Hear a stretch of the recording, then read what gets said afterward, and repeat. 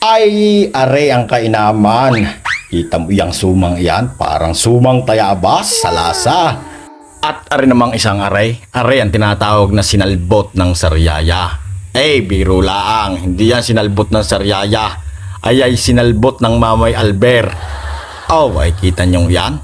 Pagsasanglay niyan ay napakahirap. Ay ngayon, welcome naman sa aking tulungan series. Ay di isang magandang umaga sa ating mga kapinsan.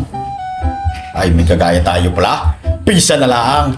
Mahirap may kagaya. Yawn, papalo na lang ang ating page ni Tito Binpit Vlogs kung gusto nyo ng magandang content. At na din tayo sa may kapitbahay, mga 15 hakbang mula sa aming bahay. At ating tutunghayan ang pagsusuman at paggawa ng kalamay. At yun, shoutout kay Team Sikal. Nandun pala ngayon pinsa, kagandang lalaki, kagabutiyang. At aray, at pinapatas-patas naman ang suman. Ay kung ari susumahin siguro ari mga 50 salop ata ang ginamit din ng pagsusuman. Kung hindi ako nagkakamalay. At are muna ang ating babanatan. Siyempre tayo mag-aalmusal. Almusal muna ang ating uunahin. Nice. Bago gawa, kala mo naman din ay nanunulungan ng husay ay umigiblaan ng 2 timbang tubig ay nakalagtak agad ng almusal ang Tito Bain. Ay di naman ay kinakayod ng niyog na gagamitin sa kapag kakalamay. At pinipiga na rin o ginagata na yung mga nakayod na niyog. Ay di shoutout na lang sa mga kapitbahay na naririnig, sa mga kumarit kumparehan ni Brother Ed Bertosio. At aringahaw ang may pakasal at ang kanya ay babae. At shoutout po kay Ma'am Diana at saka kay John Ray, kay parang John Ray na ikakasal sa araw na Sabado. At ngayon ni Wibis pala ay abala na ang mga tao sa pagsusuman at kalamay. At shoutout din sa ating mga pinsan dyan sa San Isidro at saka sa mga lahat ng mga taga San Isidro. Binabati ko na ng isang magandang umaga at sinashoutout ko kayo. Ari pa lang ikakasal sa araw ng Sabado si Diana.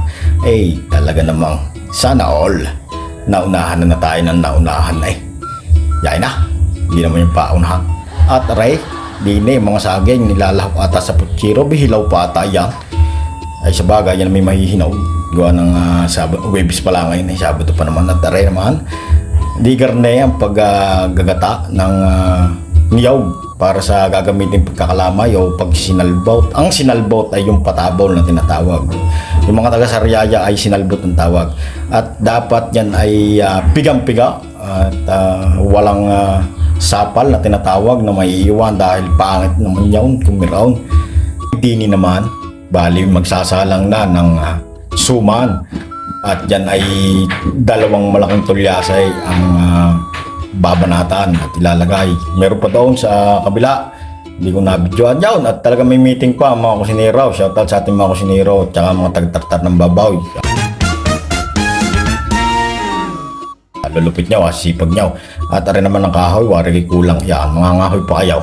Ay di garni nga din sa atin, sa Kabay Chaong Quezon ng mga kasalan. Bagay hindi lang parte ng lalaki ang tatapong, kundi parte din ng babae. Tatapong din sa ihahanda sa araw ng kanilang kasalan.